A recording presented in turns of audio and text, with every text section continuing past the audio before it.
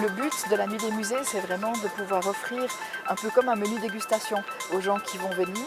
C'est déjà de donner à découvrir le jardin botanique la nuit, dans cette ambiance un peu particulière avec l'éclairage. Et puis après, on offre toute une série d'ateliers, de jeux de pistes, de visites guidées pour proposer des découvertes autour des plantes.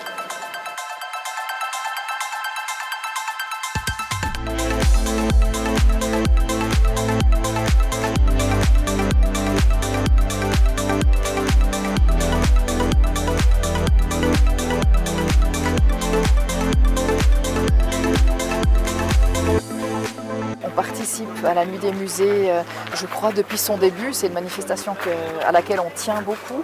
Mais cette année, ce qui est spécial, c'est qu'on a pu faire un partenariat avec le Festival des Lumières de Morat, qui nous a mis à disposition tout un matériel d'éclairage pour illuminer le jardin durant la nuit. Moi, je trouve que ça nous apporte un atout absolument magnifique cette année d'avoir quelque chose qui soit vraiment waouh. Et ça nous permet à la fois de donner une ambiance tout à fait féerique, un peu magique, et d'offrir un autre regard sur les arbres qu'on a ici qui sont éclairés pendant la nuit. Heureusement, on a pu compter au sein de l'université sur un électricien qui est passionné par les éclairages de spectacles, les festivals, et qui a consacré un temps assez considérable à concevoir et puis à mettre en place toute cette illumination. Et sans ces compétences-là, ça aurait été tout simplement impossible. Ça demande beaucoup de temps parce qu'il y a une grande superficie dans le jardin. Il a fallu plusieurs points d'alimentation pour pouvoir ramener un peu le courant électrique sur les différentes guirlandes, sur les différents points d'alimentation. L'autre défi, c'était aussi que j'ai essayé de faire en sorte que les câbles n'embêtent pas les jardiniers parce que j'ai construit ça un peu sur toute la semaine. Il a fallu mettre des passe-câbles, il a fallu passer dans des endroits un peu particuliers pour ne pas déranger en fait, l'exploitation normale du jardin. Et puis aussi que ce ne soit pas forcément visible la journée, mais que la magie opère la nuit. C'est une carte de visite, c'est une vitrine, c'est un moment où on va à la rencontre en fait du public, des habitants, pas forcément de la communauté universitaire, mais de tout le monde.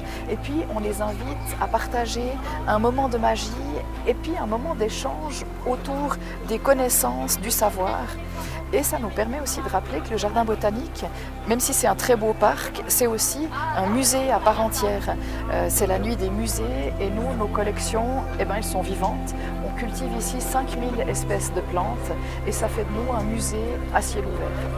Les gens découvrent ou redécouvrent cet endroit sous une autre lumière.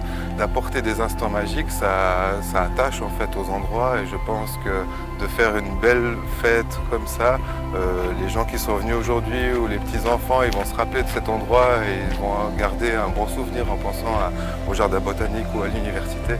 J'adore cet événement de la nuit des musées, de voir la diversité des gens qui viennent ici, des familles, des gens de la communauté universitaire, des personnes âgées, c'est que du bonheur. Même si c'est sur un très court laps de temps, ça vaut la peine parce que c'est vraiment un court moment, mais c'est un instant magique en fait de pouvoir voir le jardin comme ça fait plaisir.